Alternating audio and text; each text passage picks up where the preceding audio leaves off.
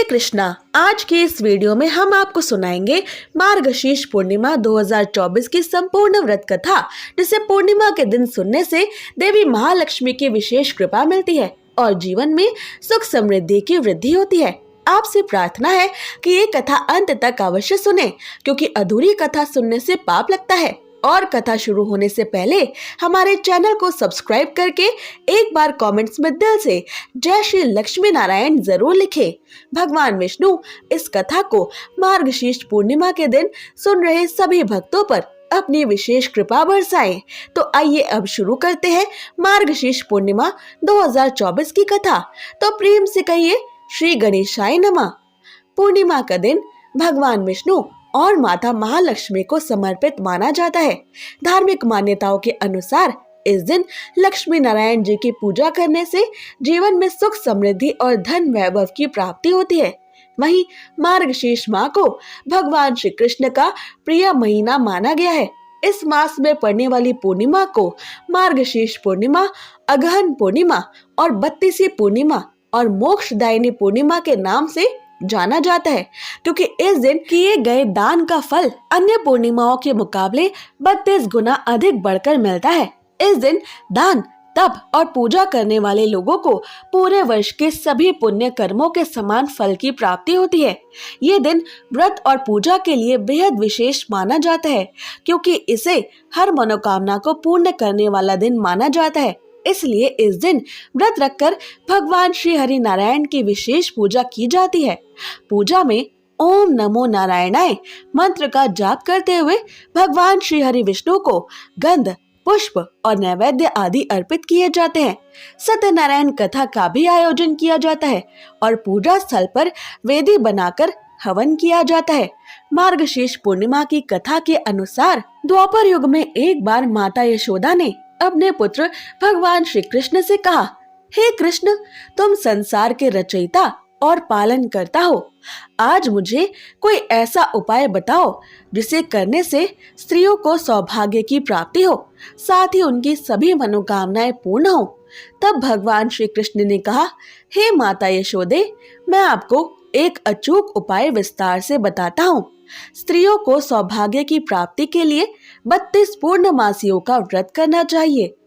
इस धरती पर एक राजा थे जिनका नाम चंद्रहास था। वे अनेक प्रकार के रत्नों से परिपूर्ण कांतिका नामक नगरी पर राज्य करते थे। उसी नगरी में एक धनेश्वर नामक ब्राह्मण था, जिसकी स्त्री अति सुशील और रूपवती थी। उस ब्राह्मण के घर में धन धान्य आदि की कोई कमी नहीं थी, लेकिन उसकी कोई संतान ना होने की वजह से वो सदा दुखी रहता था। एक दिन उस नगरी में एक तपस्वी आया। वो तपस्वी उस ब्राह्मण के घर को छोड़कर सभी के घरों से भिक्षा लेता था और अपना पेट भरता था। एक दिन तपस्वी भिक्षा का अन्न प्रेम पूर्वक एक नदी के किनारे बैठकर खा रहा था कि तभी धनेश्वर ब्राह्मण ने वहां आकर उस योगी को ये सब कार्य करते देख लिया।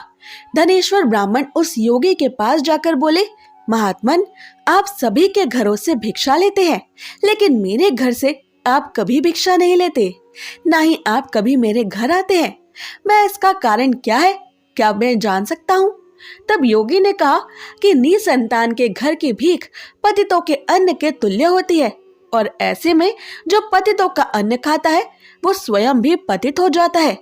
चूंकि तुम निसंतान हो, इसलिए मैं तुम्हारे घर की भिक्षा नहीं लेता हूँ।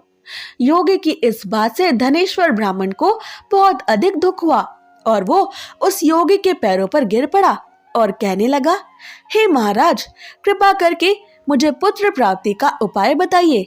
मैं पुत्र ना होने के कारण बेहद दुखी रहता हूँ। सब कुछ होते हुए भी मैं खुश नहीं हूँ। आप मेरे इस दुख को दूर करने का उपाय बताएं। ये सुनकर योगी कहने लगे, हे ब्राह्मण, तुम चंडी देवी की आराधना करो। योगी के कहे अनुसार धनेश्वर ब्राह्मण ने मन में जाकर चंडी देवी की उपासना की और उपवास किया। चंडी देवी ने 16वें दिन उसे सपने में आकर दर्शन दिए और कहा, हे धनेश्वर, जा, तेरे पुत्र होगा, लेकिन वो 16 वर्ष की आयु तक ही जीवित रहेगा। लेकिन यदि तुम दोनों स्त्री पुरुष 32 पूर्णमासियों का व्रत करोगे तो वह दीर्घायु को अवश्य ही प्राप्त करेगा। प्रातः काल तुम्हें इस स्थान के समीप ही एक आम का वृक्ष दिखेगा। उस पर चढ़कर एक फल तोड़कर शीघ्र ही अपने घर जाना और वह फल अपनी स्त्री को खिला देना। ऋतु स्नान के बाद वह स्वच्छ होकर भगवान शिव शंकर का ध्यान करके उस फल को खा लेगी। तब शंकर भगवान की कृपा से उसको पुत्र हो जाएगा। धनेश्वर ब्राह्मण ने ठीक वैसा ही किया जैसा चंडी देवी ने बताया और उसकी स्त्री गर्भवती हो गई। देवी माँ की कृपा से उन्हें एक अत्यंत सुंदर पुत्र प्राप्त हुआ, जिसका नाम उन्होंने देवीदास रखा। दुर्गा जी की आज्ञा अनुसार धनेश्वर ब्राह्मण की पत्नी यानी देवीदास की माता ने 32 पूर्णमासियों का व्रत करना प्रारंभ कर दिया। 16वां वर्ष लगते ही देवीदास के माता पिता को चिंता होने लगी कि कहीं उनके पुत्र के इस वर्ष प्राण ना चले जाएं।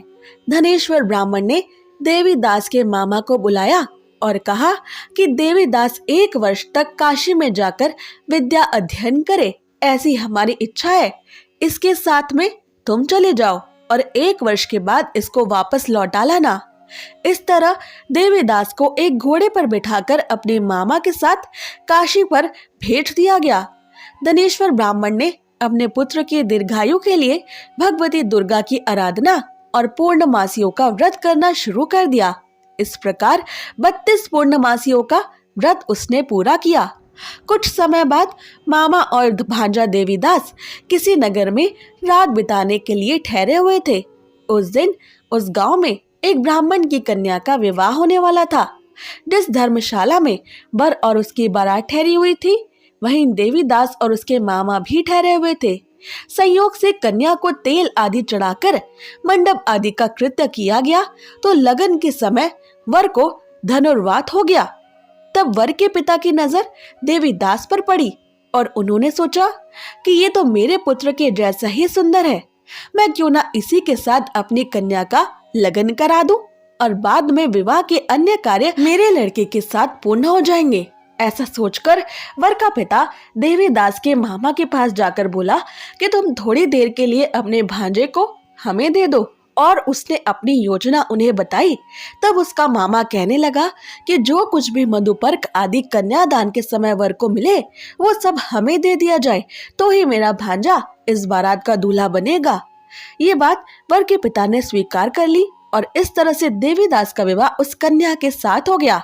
पत्नी के साथ वो भोजन ना कर सका और अपने मन में सोचना लगा कि ना जाने ये कैसी स्त्री होगी।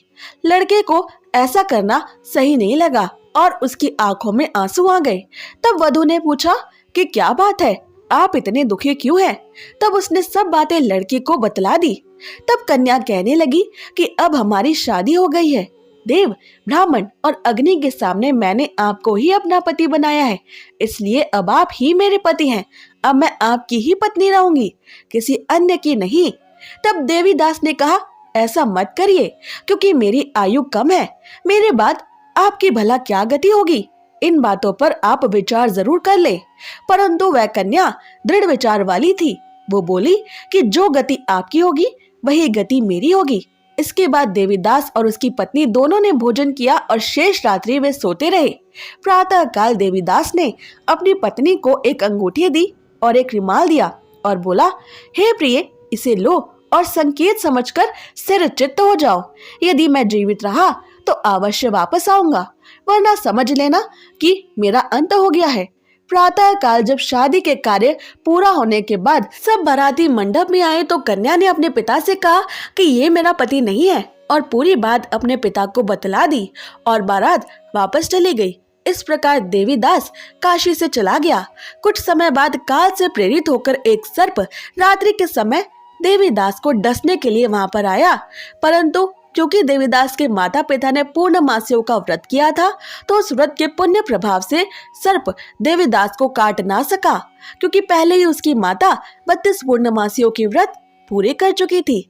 इसके बाद मध्याह्न के समय स्वयं काल वहां आकर देवीदास के शरीर से उसके प्राणों को खींचने का प्रयत्न करने लगा, जिससे देवीदास मूर्छित होकर पृथ्वी पर गिर पड़ा।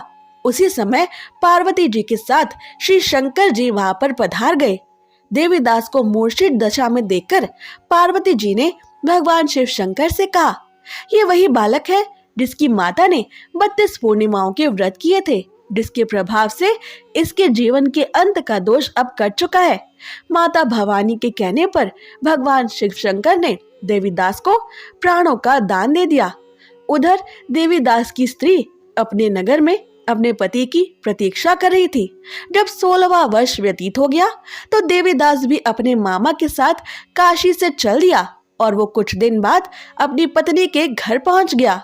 लड़के के पिता ने खूब सारा धन देकर अपनी पुत्री को देवीदास के साथ विदा कर दिया। कथा की समाप्ति करते हुए श्री कृष्ण भगवान माता यशोदा को बताते हैं कि धनेश्वर और उसकी पत्नी की तरह जो भी स्त्री 32 पूर्णिमाओं का व्रत रखती है वो सदा सौभाग्यवती और पुत्रवती रहती है। ऐसी और व्रत कथाएं सुनने के लिए चैनल को सब्सक्राइब करें।